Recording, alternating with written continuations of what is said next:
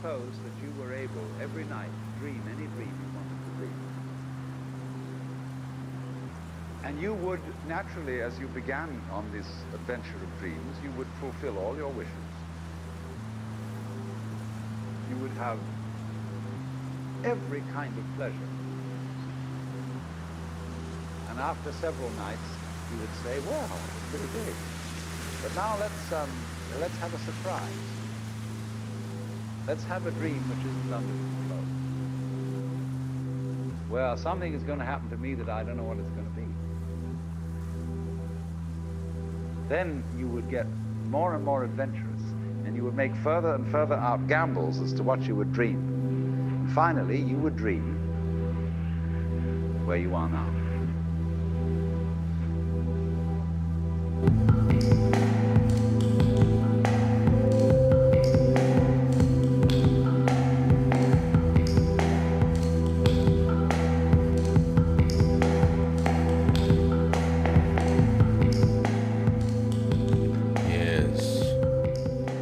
Hello, everybody.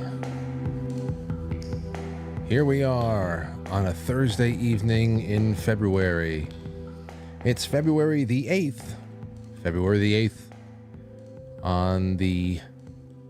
I don't know what to say. It's going to be a great night. We got a great guest. We have a wonderful topic of conversation. I know that probably quite a few people will have been drawn away to listen to the live streaming on one place or another of Tucker Carlson with Vladimir Putin. We're going to have that lined up for you after the show on quitefrankly.tv in its entirety, and I'll listen to it with you. I listen to a few minutes up front. We always know, because whenever Vladimir Putin has a major address or anything like that, we go and we grab the transcript, we listen to it, we circumvent the media, and we go and we listen to it for ourselves. So because we do that, we know that he has an incredible grasp on history, especially Russian history. And for the average American Western viewer to who's watching that interview, especially the opening 20 minutes, their eyes probably glazed over. I mean, he might as well have been speaking ancient Sumerian at that point, because what the hell do we, in the last 3 generations of schooling over here, what the hell do we learn that's anything relevant at all? But you know, in that respect, that is when there's going to be knee-jerk reactions that are built into the average person, and depending on who put those reactions and put those and programmed you, they're going to come out, oh, I don't care what he says, it's probably all nonsense. Oh, this is pure propaganda. Misunderstanding what propaganda is as well. So there's a lot of that going on. The history aspect of it, I think, is, when I watch it in full, I have to imagine it's going to be the most important thing, even though to the average person, it's going to be the most boring thing. They're going to want to get around to some kind of, I don't know what. Obviously, they're going to speak very frankly about why Ukraine is in the situation it is right now. That is going to contradict everything that the mainstream media and the people standing behind them have been reporting on for the last couple of years. And to be honest, ladies and gentlemen, that's really what this is all about. When you see Hillary Clinton and every other asset that they have out there deployed, screaming, crying, outrage, whether they be neocon, neolibs, I'm sure Mark Levin, people like him are PMSing bad right now. Just don't get twisted. Don't get anything twisted of what's happening here. The bloody scam in Ukraine is a huge strategic operation to the people who run shit. Okay? The seen and the unseen. They have managed within the last couple of years to totally cancel out everything that Vladimir Putin has said, save for a few public clips that have been made and, then expanded on. That's just really what it is. And now with the war at an all-time low in its popularity, and people keep wondering why the hell tens of billions of dollars are continuing to be stolen from us in its name, with us as collateral, whatever the hell their end game for the region is, that is still off in the distance. Maybe they're not too far distance, but their end game strategy for the region is I don't know.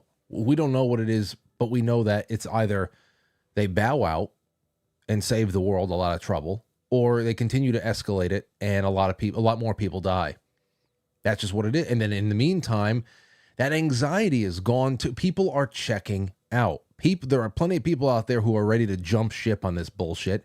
And that's the real reason why so many people are freaking out, that everybody rushed to get comments from Hillary Clinton and every panel that they can assemble on CNN about Tucker, an American journalist talking to a public figure.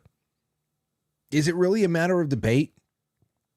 The issue here is that they've been running an operation for 2 years and playing on the ignorance of the average American, the average Westerner, on the origin story of the conflicts that are going on in places like Ukraine is super important on everything. And for this 2-hour span, for whoever the hell is going to watch it, that window of suppression is going to be smashed open. And God forbid, Vladimir Putin might actually sound a little bit more, I don't know, stable than people have said, that he's out of his mind. He's terminally ill. He has 10,000 terminal diseases all at once. He's shaking constantly. He's like Hitler at the end of the war. They don't want him to sound sound. They don't want him to sound logical or make any cogent points. That's just really what it is. We know that this is a bipartisan thing out there in Ukraine. We know that it's their all of them. They use it as a piggy bank. We know that they use it as another location in the world for unethical biological experiments, and you name it. So that's really what this is about, and just keep it in mind, because we can watch it together afterwards. It's about 2 hours long, a little bit more than that, and it's a lot of dense, localized regional history out there up front. So it's not all fireworks, but I'm sure there's going to be some good stuff in there. All right, so that's all I have to say on that. Just stay tuned, quitefrankly.tv at 9 o'clock, and we will have that playing, and we can watch it all together. All right, so tonight we're going to have a great, great guest. Her name is Penny Wittbrodt. She's known as Nurse Penny in certain circles. I had the honor of listening to this story maybe about a year or two ago. It's definitely over a year, maybe last spring. So that was on Dark to Light. And it was a great story, and I knew I wanted her to tell this story on Quite Frankly at some point, so we held it off, and I was going to have her on in September. It got delayed until today. And I'm really happy to have her on right now. And after the intro, we're gonna bring her in. And she had a really incredible near-death experience. Of course, I would call it a near-death revelation. And I have a lot of questions that I had saved up from that time that she was on. Some of them I asked of her over a year ago, so they'll be fresh to all of you tonight one way or another. There'll be time to take calls from you guys and gals too. I hope you can send it. I don't know if we'll be able to take calls while she's on. I still have not figured that out, and I have to find an engineer to help me bridge the gap between all that. But I'll certainly be taking a look at all the Super Chat portals. So if you have questions for Nurse Penny during her story, quitefranklysuperchat.com. You can send something there. You can send questions to, in the first half, to the Rumble Rants. You can send them to the Gold Pills on quitefrankly.tv, powered by Foxhole and Pilled. And I would love to work those in, because I already have a couple of great questions saved from a while back. So that's what we have tonight. We have Nurse Penny Wittbrodt, and we'll be getting into the spiritual realm. One of my favorite things to do, because so many unanswered questions, so many, and that's what we have. So I'm glad that you guys are joining. Those of you who came to hang out with me here tonight, thank you so much, and you will be rewarded for your loyalty by being able to watch the Putin interview afterwards, if you're even interested at all. Because I'm more inclined, to be honest with you, to just read some clips from the transcripts and see what other kind of highlights come out. What can he possibly say to this audience that we haven't already picked up on? This is really just about there's craziness out there, like I said before, because they want to be able to prevent the average normie from hearing these things come from a person that they have been told is absolutely insane, but is now sitting there talking cool, calm, and collected. Okay, this is about protecting the fragile mind of the normie. It's probably not going to be so crazy to us or bombshellish to us. So either way, it'll be good to see what happens. All right, did you hear? There's a couple things I want to do. I might have to save a couple of these things for tomorrow. There crazy days and nights. Enty lawyer has been outed. Now, I didn't know that Enty was still... you read the Crazy Days and Nights blog? We definitely used to do a lot of blind items on the show. Enty has given everybody a lot of juicy stuff over the years on Crazy Days and Nights, but I didn't think that he was anonymous. But he's been unmasked by a furious ex-mistress. That's what they say. Furious ex-mistress has unmasked Enty. Now, he had the blog. I know he has a podcast. So I didn't know that he was never out there. So that's one thing. That's one thing to say. All right, a couple more. One more. Did you hear about this? It has to be, is this no, this is in Canada. Very interesting. In Canada, a dealer handed out coke samples. In an apparent bid to drum up customers for his drug business, a Canadian man handed out business cards with a small sample of cocaine attached to it, police allege. According to cops, Syed Amir Razavi, obviously a native Canadian, distributed the cards outside a casino in Calgary, where Razavi resides. Investigators learned of the cards in late December and launched a probe that resulted in February 3rd arrest of Razavi on narcotics possession and trafficking charges. A police search of Razavi's auto and residence yielded 50 baggies of cocaine, a digital scale with drug residue, $1,200 in cash, and cops also seized a box of business cards with the name Alex Lee on it. Now, cocaine is not my bag, and neither is drug dealing. But I gotta say that this is a very smart move. That's very smart. To put a little bit of a sample of something on a bag, I think that's very smart. It's a dangerous business to be in, and it's probably not going to work out very well in the end. Nobody does it for long, unless, of course, you're working for the CIA or have CIA protection, same thing. But I think that's very smart to give a little sample out and build up your clientele. So that's what we have on that front. One more, and I love stories like this. Take a look at this headline from the New York Post. Radio station baffled after 200-foot radio tower disappears without a trace. A 200-foot radio tower in Alabama has disappeared. No one's sure how the ambitious bandits made off with the heavy steel structure. WJLX station manager Brett Elmore told WBRC, "I have tried all weekend to figure it out, and I just can't," he said. "I've been in the radio business around it all my life, and then in it professionally for 26 years, and I can say I've never heard of anything like this. I can say I've seen it all now." Elmore learned of the theft on Friday when a landscaping crew went to the rural tower site to maintain the property, but there wasn't much left to maintain. When he arrived, he called me Friday and said the tower is gone. How's it going? This is great. I said, "What do you mean the tower is gone?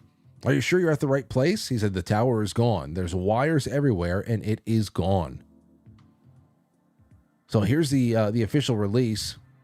It said, "It's going to get out eventually, so might as well make it public before it does. I have heard of thieves in this area stealing anything, but this one takes the cake. This morning, my bush hog crew went down a tower site, and it's gone. 200-foot tower was gone. They dismantled the tower by cutting the wires that secured it and also stole other equipment from the property." That is, now the question is, what do you do with all that stuff? What do you do with the materials? Are you using it for your own radio station? I just love stories like this because until we know exactly what happened, it could be literally anything. It could be an incredibly well-organized prank, or it could be a piece of one of the biggest conspiracies of all time. Who knows? Not us. But we'll be right back, ladies and gents. Thank you so much for everything, and I hope you truly enjoy the rest of the show. You tune in at your own enjoyment, because it is the best show since the beginning of time. It is technological advancements and a more sophisticated approach. But like every great awakening that has preceded it, it has one iron rule. Logic is a friend and truth is essential. You are now entering, quite frankly. Now take off your pants. And jacket.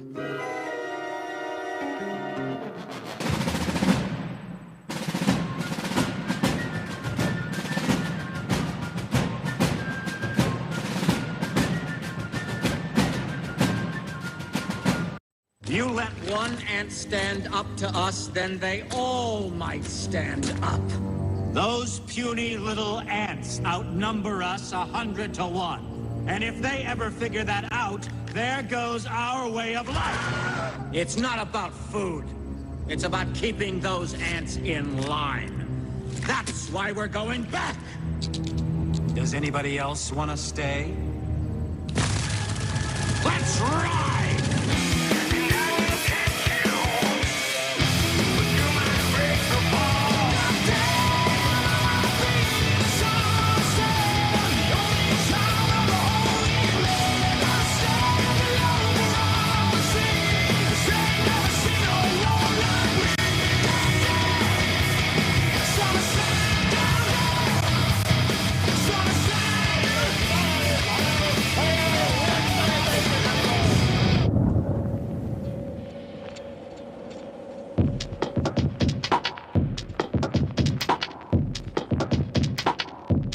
Yes.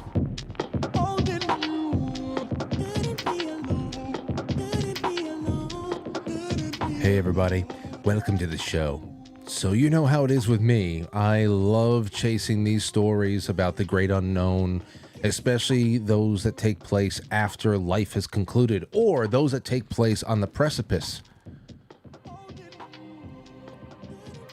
Life and death. Dancing on a knife's edge between worlds. That's what I love talking about. I really, really, really do. And we had a great conversation about this back in September.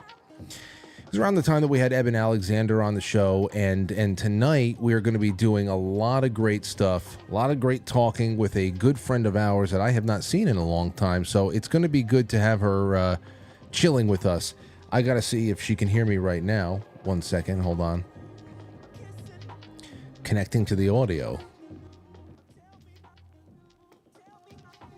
Hello, Penny, are you there? Penny? Penny, you hear me? I hear you. You hear me? You. Well, you sound like you're a little bit underwater right now.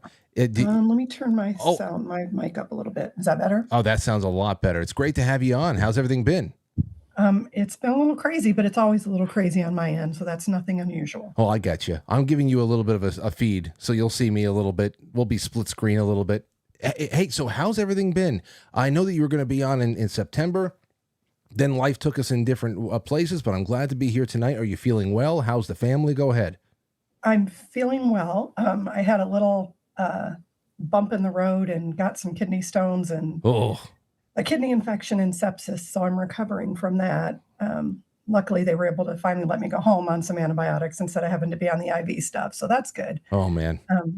We've got a new grandbaby on the way. Super exciting. Grandbaby number 6. Wonderful. Yeah, are you a great-grandma yet? How close are you to that? Hey. I don't know. I know some very young great-grandmas, by the way. I know just one. Yeah, but if you already have 6, I don't know how old the oldest one is. The oldest one is 10. Oh, okay. Not okay. You're not close yet. So they're little yet. Yeah. Yeah. I'm sorry to scare you. Hey, that's all right. I was like, maybe I'm not recovering as well as I thought. Oh, jeez. No, it's not like I could be a great grandmother. Not like that. It's just when I hear that many grandchildren, I assume somebody started a long time ago, but it's all understood now. So it's all understood. I'm glad you're feeling well, though, and I'm glad you're here tonight. And you know, I wasn't going to miss it. I was like, man, that timed out just perfect because I got out of the hospital Monday evening, and I'm ready, and so I was very happy. And of course, I see a lot of my folks in the chat. They're your folks too, and Zach's folks. Well, we have a lot of crossover, and I'm very happy to have heard this story, but actually not all of it, because I remember that day with Tracy. I had to bounce maybe about a half hour before you guys really wrapped up. So tonight I want to just let you roll with this, and I gave everybody a premise for it. You had what I would call a near-death revelation, and I want you to set the table for what happened to you, the circumstances leading to that, and then along the way, I'll be very sparing. I'll sparingly stop you to ask questions along the way for clarification. But where does the story of Penny Wittbrodt begin? As far as the near-death experience, I mean, I had been living a pretty normal life. I was a single mom with 3 kids. I had been divorced since my oldest was 5, and was just raising them, by myself, working full-time as a nurse, sometimes 4 12s a week, and just super, super busy with 3 kids. At the time I got sick, my youngest child was still in high school. I think my oldest was graduated by then. And I had actually was working at a company called Select, and they do like specialized step-down unit nursing care. So somebody who technically would be okay for an ICU, but their Medicare's run out or whatever. So they put them in a step-down unit, and we try to get them off the ventilator or solve whatever problem is keeping them from being able to go to rehab or go home. And we had a patient who was an eye doctor, totally lucid. And we were going to put a deep line in his neck. And so he was the bed was really, really low. And next to the bed was a recliner.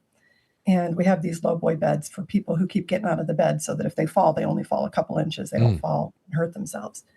So I was between the bed and the chair because our director of nursing had not told us that he had been physically aggressive to people at the hospital before he moved, and that he had knocked her down on the day of admission. So in our daily safety meetings, it didn't occur to her to mention that. And so I went in there, and had I known that, I would not have gotten between the bed and the chair. I would have not left. I would have made sure I had a path to the door.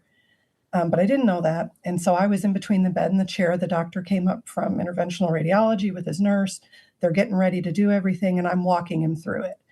And so I'm like, okay, they're going to put this drape on your neck, and they're going to clean it. It's going to feel really cold. And I walked him through the whole thing. And then as they were doing it, I was like, okay, that's the drape you're feeling that we talked about, just to reassure him, because it's kind of scary. Yeah.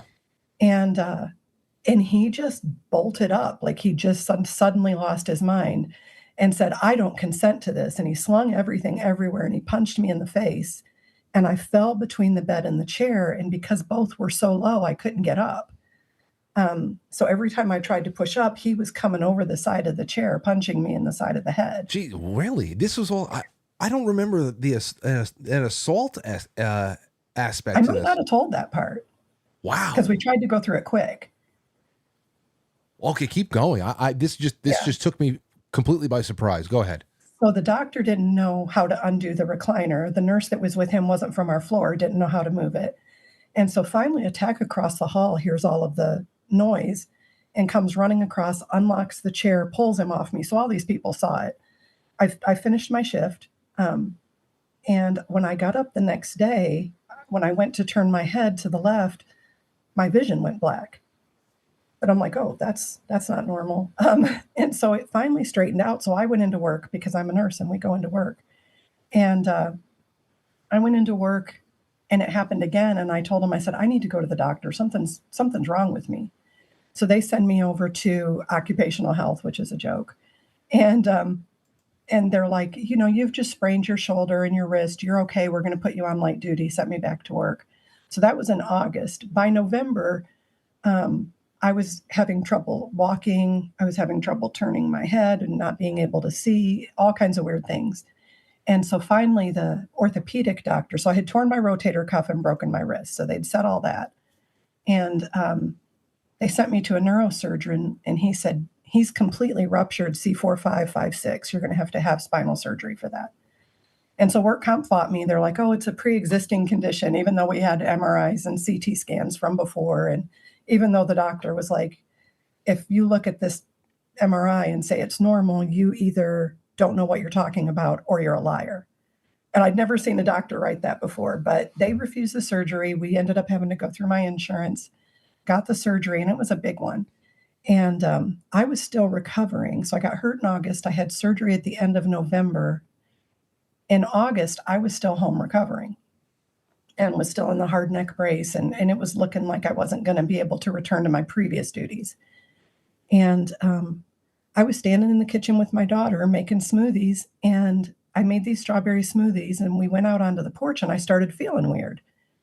And I'm like, wow, what is wrong with me? I feel strangely anxious and like my tongue felt thick or something. It was strange. And I had EpiPens on hand because I had a history of anaphylaxis with shellfish, but I'd never had to use them. And so I don't even think they were in date, as far as not being expired.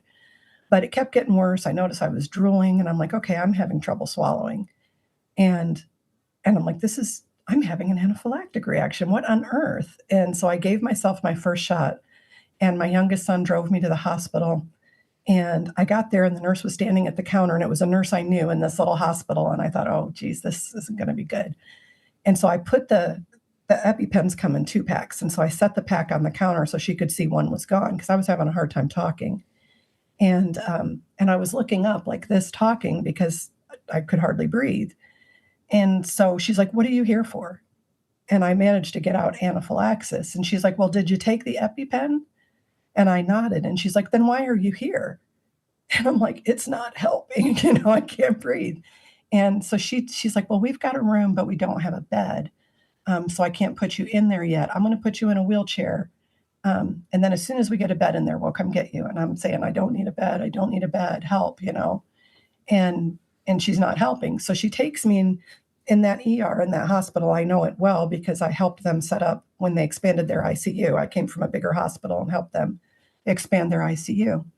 So she puts me down this hall where the doctor's sleeping quarters and the staff bathroom is. So nobody goes down that hall, very rarely for anything. So she puts me down this hall where nobody can see me, nobody can hear me. And I'm having a harder time. It's getting more and more laborious to breathe, and I'm getting really scared. And I'm trying to call out for help, but I don't have enough of a voice. And all of these intubations have affected my voice, of course. But so I decided that I was going to have to go ahead and take my second EpiPen. And I was nervous about that because nurses really frown on you taking any of your own meds at the hospital. But I couldn't get anybody to come help me. And I'm like, I can't just sit in this chair and die. And so I took the second shot. Well, Penny, let me ask you, did you feel any marked improvement in any symptoms after the first pen? I did. It gave me like time. Oh, okay. I still was having symptoms, but I was still wheezing and everything, but I didn't feel totally closed up. And so I took the second one, started feeling a little bit better. And I'm like, okay, maybe it was just going to take that second shot. And within 15 minutes or so, I had stridor, which is when the airway starts to swell. It makes this high-pitched whistling noise. And it's how you know a patient's in trouble when you hear it. And it doesn't sound like anything else. And I'm like, oh, crap. And this nurse practitioner PA heard me and looked around the corner and said, oh, my God. And so she came running over and grabbed the wheelchair, took it into the room where there was a bed. I'm like, well, at least we got the bed. That was important. And of course, they can't get an IV on me. I'm a horrible stick. And once you're in anaphylaxis, your blood pressure drops. So it's even harder to get an IV. And they can't get anything. They're giving me intramuscular injections of steroids and epinephrine, Benadryl. And the PA finally looks at me and she says, we got to move you across to trauma. And I thought, oh, crap, I'm going to end up getting intubated. And so they wheel me across to trauma. My husband gets there. We weren't married yet at the time. And he gets there and he takes one look at me and he tells the doctor, he's like, you need to intubate her. You're going to lose her airway. And they're like, no, we got plenty of time. She's fine. And within 5 minutes, I had completely stopped breathing and collapsed. And so I remember it. I remember him standing there to the right of me next to the bed. I remember hitting the back because I had him sit the bed all the way up because I was having so much trouble breathing and I was looking up to breathe. And I remember just feeling really relaxed and just letting go. And when I did, I popped out of my body and I heard the code call. And I thought, oh, wow, somebody's really sick. I hope they do okay. And I look down and all these people start running in the room where my body is in the bed, but I didn't recognize me. And so I see me laying there and I think, and I'm hearing the code call go off and I'm thinking, wow, I hope she does okay. And the respiratory therapist that came in had a bald spot on the crown of his head. And I wouldn't have known that because I didn't know him. I hadn't worked there in a while. And, but it was just interesting that I was able to see these things that you wouldn't have been able to see from the bed. And so I see me in the bed, and I see him, and I saw my husband kind of get shoved out as people were filing in really quickly. And that was it. Everything went black. And then the next thing I knew, I was in my sister's car. She lives in Wisconsin. We're in Kentucky. And it's late at night. It's pouring rain. And she's driving. And I'm thinking, where is she going in this weather? This is crazy. And so I look over the seat and her clothes are all wrinkled and they don't match. And I'm thinking, okay, something's happened. Something's happened to the kids or her husband. There's no other reason she'd be out looking like that this late. And so she pulls over under the canopy of a gas station and she types in a message, "Hang on, kiddo, I'm coming," which was actually a message she typed to my daughter in Facebook Messenger, which it was the first thing I told her when I woke up, was that I saw what she wrote. And so I decide not to say anything to her or try to touch her or anything because she's driving and I don't want to scare her. And I knew something was wrong with me. I'm like, I can't feel like the density of my body. I can't feel the seat against my butt or my legs or my back. And it felt like I was just floating in the back seat. And so I black out again. And when I come to, I'm in this really dark void. And I have no idea how big it is. It's completely black, but I have this image of what I look like there. And I don't know if it's that I could see me or if I just imagined me. But I'm suspended in the air. I'm not standing, sitting, or lying on anything. And it's crazy black. Like you can't see anything. And I wondered, is it a closet? Is it a Walmart? How big is this place? It's so dark, I can't tell. And I'm noticing it's taking a lot of work to breathe. And I get super tired because I'm worn out from trying to breathe and I go back to sleep. And then I wake up and I'm still in this place. And so I'm thinking, okay, I got to get out of here. Like, where am I? And I'm trying to move. I can't move. And I feel this pressure holding me. And I'm really claustrophobic. And so that totally freaked me out. Went into this panic and then went back into the deep sleep again. And so I keep doing this where I wake up, get freaked out. I ask God, where is God? Why am I here? Is this hell? I knew it wasn't hell. But I didn't know where I was. And I knew it was something I had to figure out. And I was really frustrated. I'm like, there's no instruction manual. I don't know how you're supposed to figure out what you're supposed to do here. How do I move? And so eventually I figured out that if I tipped my whole body forward like that and didn't bend at the waist, whatever direction I tipped my body in, I would move that direction. And so when I first did it and started going forward, I got scared because I couldn't see anything and I didn't know what was around me, if I was going to hit anything. And so I see this light way, way, way off on the left. And it's not like a tunnel. It's like when you're driving down the street and you can see from somebody's house window five houses up that their living room light's on. That's kind of what it looked like. And so I'm thinking, okay, yes, go to that light. At least you'll be able to see. And so I tip my body that way and I fly that direction and I'm praying there's no trees because I'm going, the more horizontal I got, the faster I went. And I'm like, man, it'd suck to get plowed by a tree, after making it this far. So, but let me just stop you right there because now you're talking about setting like real world earthly settings, trees, living room lights. Is this consciousness? You're not, and you also said that when you first popped out of your body, there's no recognizing yourself. Do you think that? Because I've spoken to I've had a couple of really amazing guests that come on to talk about specifically about OBEs, and what they would tell me about the out of body experiences is that when they initiate these experiences for themselves at night, they feel that there is immediately a stripping or a shedding of at least a few top layers of human identity, especially when it comes to care, the care that we have about human dramas and human things, the things that we obsess over every day when we're awake. Those things start to shed almost immediately. Now, is that more so along the lines of why you feel like you did not recognize yourself, or is it because your human body in that state looked so haggard that it didn't actually look like you? What do you think that was? I think had I recognized it as me, it would have really scared me. And I think near-death experiences are designed by God for each person who has them. So, no two are the same, but most have common elements. Okay. And I think for me, it really would have freaked me out, and I would have gotten stuck in that state of worrying about that separation from my body. And now in this blackness, as you're learning how to move, you just take us from there. You found a light that you want to go investigate, and here you are.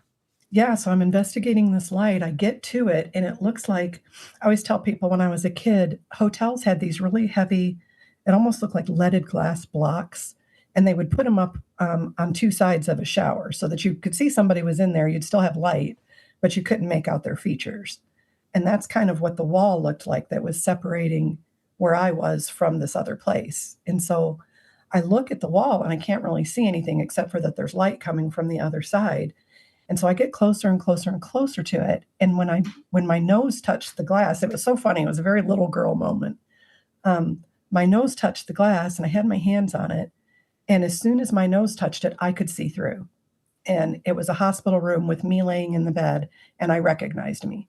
And I thought, oh, okay, something's happened. I've had an accident or I'm really sick or something. I don't know what all this is where I'm at, but that must mean I can get back there somehow. And so I'm trying to think of how to get back there. And I, of course, can't get through the wall. And my daughter is there. And so she's wearing a red flannel shirt, and it's August.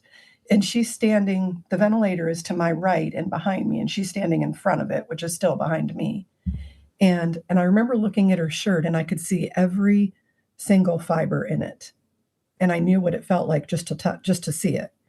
And the colors were coming off in a strange way, like they were way more vivid. And my daughter, I always tell people this, my daughter's a Scorpio, and you just never know what's going on with her. And a good kid, but just very, very private. And I felt her emotions, and I knew they were hers. And she was terrified and very sad. And it just killed me because I'd always wanted to know what she felt inside, and she never would tell me because she's very private. She doesn't tell anyone. And here, this first moment where I know her emotions, I go to put my hands out to her to bring her to me to hold her because she's scared, and my hands hit the wall, and I can't get through the wall. And so I lose it. I'm ugly crying and, yelling at God. And I'm like, what is this? Is this what you do? This is some kind of torture. You show me myself, you show me my daughter on the other side, and then you put a wall between us so I can't get to them. And I'm getting more and more worked up. And the more angry and rageful that I get, the farther back I get pulled back to where I was when I started, and I go back to sleep. And so when I wake up, I'm like, okay, don't lose it this time. Flip my body around, go back to the light. And this time the wall, instead of being like a wall, is like a bubble. And I can see it moving like you would see a bubble move if air pressed against it. And so I'm thinking, oh, wow, I could probably go through that. And so I put my hand out, and it goes through, and I see my hand on the other side. And I'm like, okay, what do I just go all the way through? Just pop in? That's what I do. I just pop in. So I put the other hand through, and I just followed it through, and I was in the room. So I'm up in this corner of the room, and I can see what's going on. I'm in the bed there. There's no one in the room with me. I looked at the IV pump, and I'm like, okay, I'm on propofol. I was looking at all the different drugs I was on, and I'm like, okay, I'm in an induced coma. My vital signs are stable. So I'm like, okay, I'm stable but critical. I'm guessing I can survive this. I see that my hands are tied to the bed, which freaks me out because I'm claustrophobic. And so I'm thinking, okay, how do I wake me up? And I didn't know how. So I thought maybe I just lower myself like a sponge, or lower myself to my body, and like a sponge, I'll get soaked back up. So I tried that. And I come down flat with my face up on my body, and nothing happens. I don't get sucked back up. And I'm like, crap, that seemed like a real winner of an idea. That didn't work at all. So then I'm thinking I need to try to make me move. I think if I could move, then I would wake up. and then I'd get sucked back in, which seems perfectly reasonable even now to me. And so I try to move my hand. I can't do it. I get mad, and I'm trying not to lose my temper. And well, first I try to open my eyes. That's not happening. Then I'm like, try moving your hand. That doesn't work. Then I'm like, move just one finger. Come on, just one finger. Damn it, move one finger. And I can't do it. And I get sucked back, but just to the other side of the wall, not all the way back. And I'm standing there, and I know there's something I have to figure out. And so I'm thinking, I'm like, what is it? I don't understand what I'm supposed to figure out, but I knew if I could figure that thing out, I would be free. And I'm like, this place is so awful. And I just hear it in my head, you built this place. And I knew it to be true as soon as I thought it. And as soon as I thought it and knew it to be true, there was a crack at the top. It was like I was in an egg. There's a crack at the top of what would look like you'd crack the top of an egg, and then light starts pouring in this crack. And I become more sure, yes, I built that dark place. I isolated myself all those years. I built that place. And the more I realize it, the more it cracks apart. And so this huge spirit comes through. She's probably 10 foot tall. She's big, but not just big in size, big like grand, like majestic, you know? And so she comes to me, and I'm so happy to see her. I was so happy to see another person, and she's very familiar. And she puts her arms out like this, and I'm pulled into her arm. She didn't touch me. And then she puts one arm around me, and all these shards from the darkness are like broken glass, and they're trying to get in at me. And so she would put out her fist, and she would punch them, and they would shatter into 1,000 pieces and be gone. And so she does this until all the shards are gone. And I'm now ugly crying in her arms. And she says telepathically to me, calm yourself, dear one. And it was like, if you've ever been put to sleep for a surgery or something like that, you can't not react to the drugs they push in. You're out. Yeah. And that's what it was like. And I was just immediately calmed, like super, super relaxed. Almost like the letting go. When you said you felt a little bit relaxed and you let go once you popped out of your body. This was a second round of that, but in a different place. Yeah, and my energy felt different. It didn't feel thick and cold, and my energy felt bright and happy, and like who I remembered being when I was little. And I'm just was thinking about all the things that had weighed me down, you know. And so I'm there with her, and I'm looking at her. And so I look up at her face, and she's got these brilliant green blue eyes, and they're just gorgeous. And I look up at her hair, and it's red like fire, and it's moving like fire on her head. And as soon as I see her hair, I know who she is. It's my grandma Patrius, my mom's mom.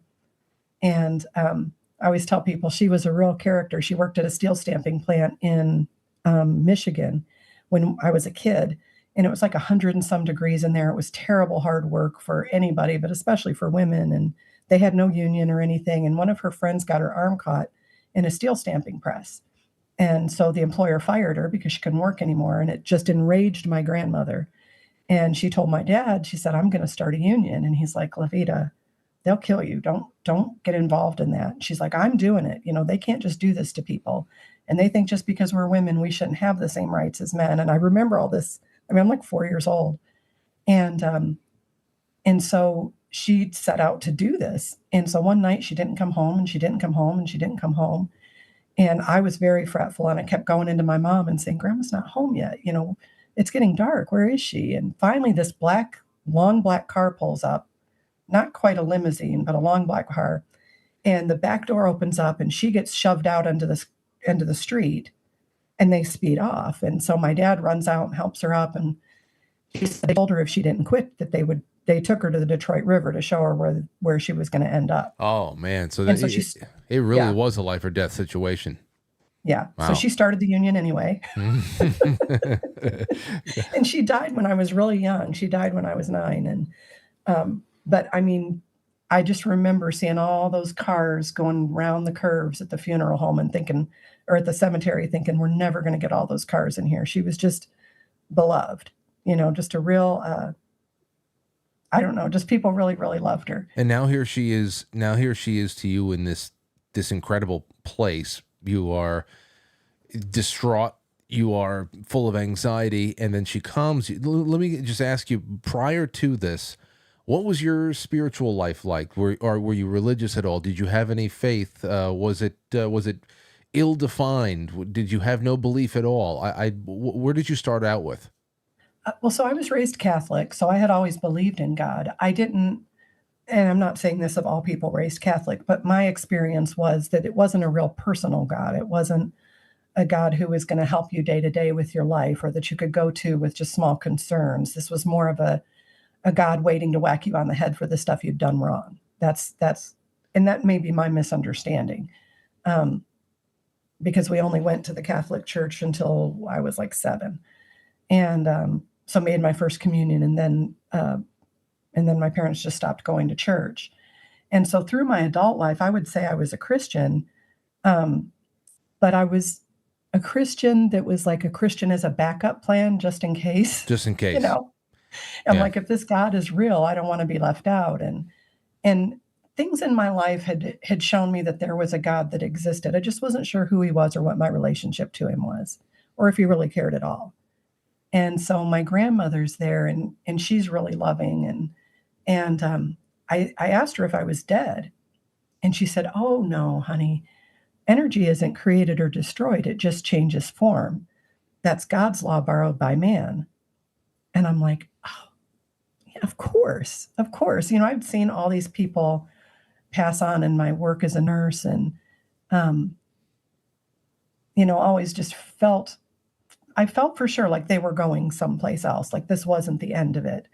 And it just was amazing to me to finally realize that there was science behind it, that energy isn't created or destroyed, it just changes forms. And that's true for us. And that's an argument that most people can't get around. And so when I learned that, I was like, okay, that's locked in. I believe this. And because, it did occur to me, was I going crazy, or, maybe I was making this up just to have something to think about. I didn't know what was going on, because the time in the void felt like about 10 years to me, because time there is really, really different.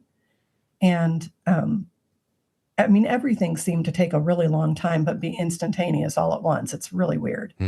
So I'm there with my grandmother, and I start crying again, and she tells me to calm down. And so I asked her if I was dead. And she told me no, that I wasn't. She said, "There's a cord that's holding you to your body. And if you decide to stay here with us, that cord will be broken. And if you decide to go back to your body, then the cord will stay intact." And I thought, okay, that seems like that makes sense. And then I was just kind of thinking about that, and she went away, and I didn't realize she had gone away. And I was just peaceful, kind of floating in this light. And then I felt this shaking, like if you ever had a really loud clap of thunder shake your whole house, just multiply that by a lot. And everything was shaking, and I was aware that everything that had ever been in all of history and everything that ever would be was shaking, with the knowledge that the Lord was coming close. And I immediately panicked. I was like, oh, shoot, think of something good that you've done, because Grandma could read my mind, and I'm sure if she could read it, God's going to be able to read it. Yeah. And I can't think of one nice, kind, gentle thing I've ever done.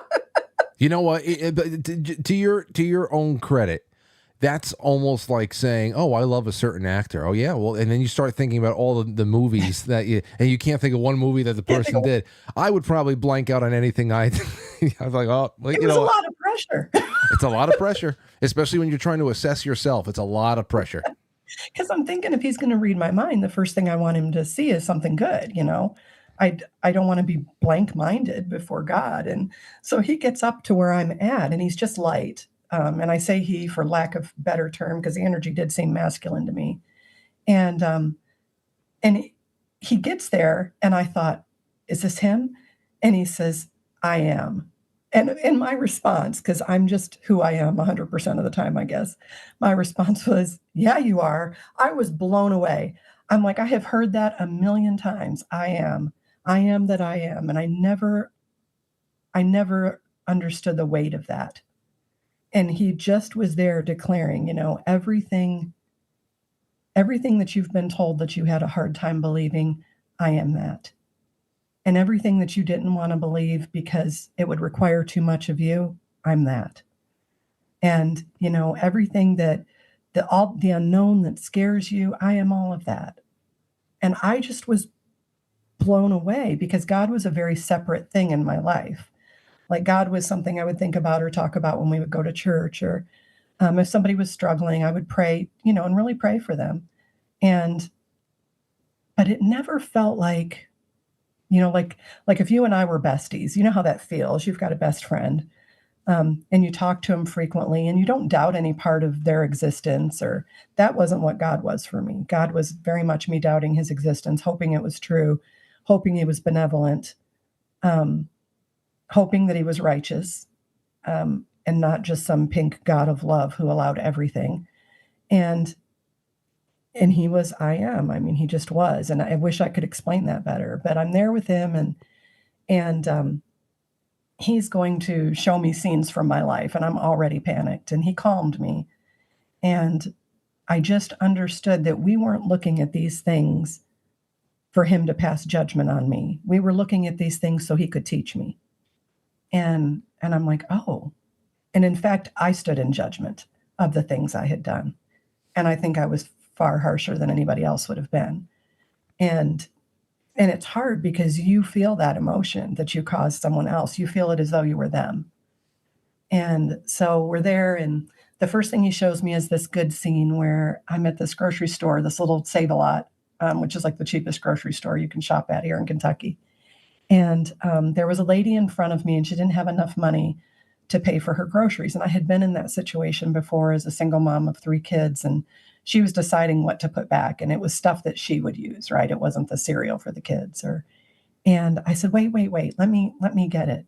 And she was just mortified. And no. And I said, really, I've been there. It's okay. Let me help. And so I gave her the change and paid for my stuff, and I walked out. And I thought, really? Like all the good things I've done in my life, that's the one you pick? I mean, I've been a nurse, I've saved lives, I've comforted people who have lost loved ones, in a huge turn of events that they didn't expect. I've helped little kids in really bad situations, but that was the thing he brought up. And he said, let me show you why. And so he flashes forward years, and there's that same woman that I helped at the grocery store working at a food pantry. And this woman walks in, and she's humiliated. And she says, hi, I'm going to need help with some food. And the lady behind the counter says, you know what? I needed help once, and somebody helped me. Don't be ashamed. Come on over here. Let me help. And I was blown away. I'm like, there is a ripple effect to something that small? Because I thought, your purpose was huge things. And I didn't realize it's these small things that are in front of you every day that something tells us we should do that thing, but we for some reason talk ourselves out of it. And, I always tell people your thing today might be that you looked out the window and you saw the neighbor's trash can is still out, and she's an elderly lady. And so instead of being asked or waiting for her to fall, you go out and you move her trash can back and you say nothing. And those things really, that was your purpose for that day. And we all have them. We all have these things where it's like, oh, I should do this, or I should go help with that. And then for some reason we talk ourselves out of it. Those are the things that change the world in this big roundabout way. And so he showed me that. And then I knew the next thing was going to be bad. And it was this woman that I worked with who I thought was terrible. And if you judged her by professional nursing standards, most people would agree. And I was never hateful to her or anything, but I always was picking up her slack, like answering her call lights, or, she wasn't going to take a patient off a bedpan if somebody offered her $1 million. That tech could be an hour away and you were going to sit there. Mm. And I'm like, what if that were your mom? I couldn't do it, so she would let me do her work. And I was like, her, really? That's the bad thing? And so God showed me how I'd had all these negative thoughts toward her, and how even though I'd never gossiped about her, because I'm careful not to gossip, I hate gossip. Even though I hadn't gossiped about her, I had given energy to that sort of thing by thinking about her thinking negative things every time I worked with her. Oh, geez. Yeah. You're making though she deserved it. Yeah, Penny, you're making me reflect on me. Oh man, I stay. Gossip makes me feel ill, even when I'm around it. These days, especially, I've done a lot of reflecting on gossip, and it makes me feel ill. I got a lot of chatty Cathy, gossipy people in my family, and sometimes family gatherings really just make me feel nauseous. But if these are the things, I've thought quite a few things about people. I'll tell you that much, and I do every night. So this is just incredible. So this is the judgment, but it's not. It's more of a, it's education, and and you're in a space where you understand what's going on because you've been sufficiently stripped of all of your human pretense. I'm seeing it from God's point of view, and I'm seeing her as God's child. And I had this incredible compassion for her before God showed me what he showed me. I already was feeling compassion for her, and I could see where I had deflated her without ever saying a word. Just spiritually, I had done that. And they're like, God's like, a thought has energy, a word has even more energy, and an action has even more energy, but it all starts with a thought. And so he showed me her life, and she had been horribly abused, had been raped by her father from the time she was little. And I watched her life. I watched her come up and then decide to go into a caring profession. And considering what she had gone through, she was doing a great job. And I could have used that opportunity to mentor her rather than think critical things about her. I could have not done things out of spite, like I'd get all huffy and go into the room and finally turn off the IV alarm. And I should have done something like, hey, your IV alarm's beeping. Let's go in here and take care of that. And just kind of pulled her into that and mentored her so that she would then understand, hey, that's my job. If I'm the one sitting by the door and the tech's busy, I need to get up. That will drive a patient crazy listening to that alarm go off. But I saw how I did nothing to make things better. And I only made things worse because, it's like if you walk into a room where two people are fighting, you can sense it. Well, it was the same thing. I would see her and know I was going to have to work the hall with her and be like, and my whole countenance would fall. So she had to know. But he showed me that. And then we decided we were going to go on this journey, and he was going to show me something. Okay, so then right there, the journey. That we're going to stop right there for intermission. That's a great place to stop. We're going to come back in just about 2 minutes. I'm going to put you on a mute right here, Penny. You stay right there, and you get comfy, and you just forget about everything I said about great grandmotherhood. And I'm just and when I come back, we're going to start with the journey, and then I have questions building up, and there are people out there, and I'm so glad to have you here tonight. Ladies and gentlemen, don't go anywhere. We're going to be jumping over to quitefrankly.tv, to pilled.net. Those links have been provided in all the descriptions and the links below. Please join us. I know that there's a lot of things going on the internet tonight, but this is a very cozy gathering, and I think just an incredible story to live and relive, because this is the second time I've heard it, but with far more detail. So don't go anywhere, ladies and gentlemen. We will be right back. The rest of the show is available exclusively at pilled.net. Follow the link in the description of the episode. Get signed up. It's that easy. Or head on over to quitefrankly.tv. Just press play. No paywalls, no censorship, no strings attached. So head on over. quitefrankly.tv, powered by Foxhole, and pilled.net. It's intermission time, folks. Time out to press the like button. Thank you. Ladies and gentlemen.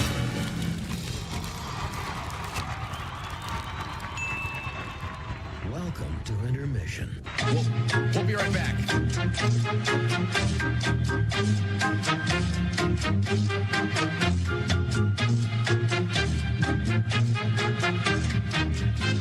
Yeah, intermission.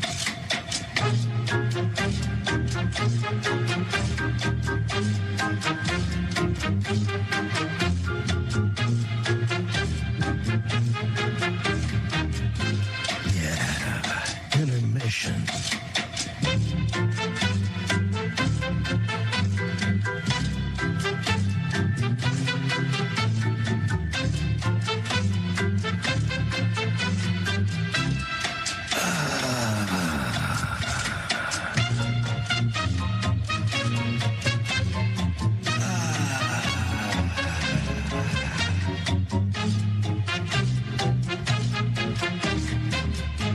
now entering, quite frankly. Quite